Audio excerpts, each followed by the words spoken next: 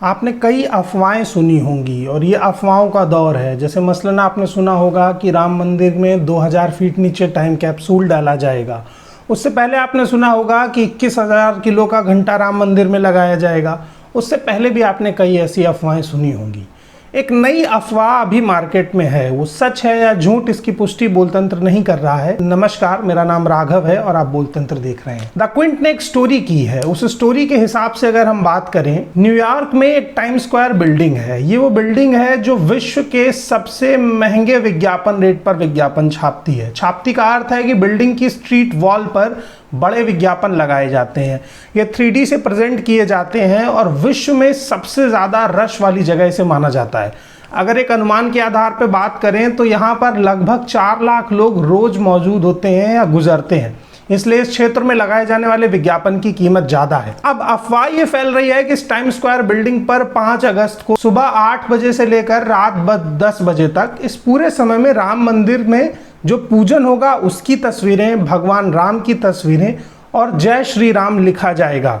एक अफवाह ये भी है कि इसके साथ साथ प्रधानमंत्री मोदी की तस्वीरें भी इस टाइम स्क्वायर बिल्डिंग की स्ट्रीट पर दिखाई देंगी।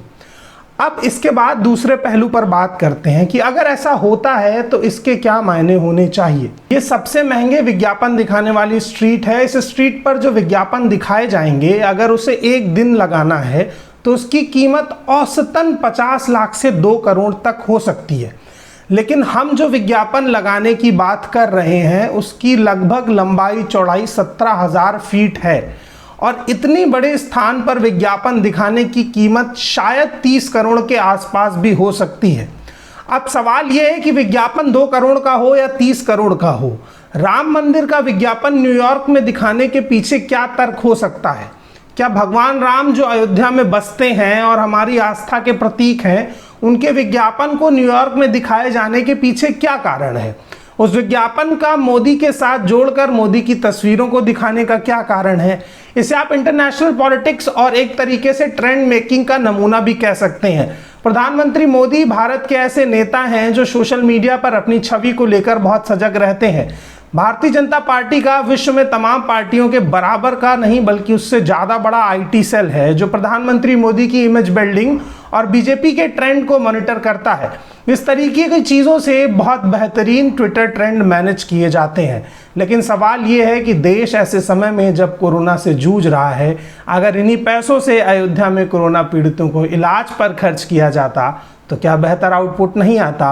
मैं आपसे बार बार कहता हूं कि पार्टियां अपनी छवि निर्माण में और अपनी प्रशंसा में एक लंबा बजट खर्च करती हैं। इसलिए मीडिया का काम सरकार से सवाल करना है, उसकी छवि निर्माण करना नहीं है। मेन स्ट्रीम मीडिया आजकल सरकार की छवि निर्माण के कार्यक्रम में लगा है क्योंकि उस पर सरकारी विज्ञापन का दबाव भी है। लेकिन ऐसे में हमें वाजिब सवाल पूछने चाहिए। अगर हमारी रिपोर्ट आपको पसंद आई है तो बोलतंत्र को सब्सक्राइब कीजिए, बेल आइकन दबाइए और कमेंट बॉक्स में हमें बताइए कि न्यूयॉर्क की टाइम स्क्वायर बिल्डिंग पर विज्ञापन को दिखाने से क्या फ़र्क पड़ेगा। इसी के साथ साथ हमें अगर आप फेसबुक पर देख रहे हैं तो हमारे पेज को लाइक कीजिए, शेयर कीजिए और बोलतंत्र से जुड़े रहिए।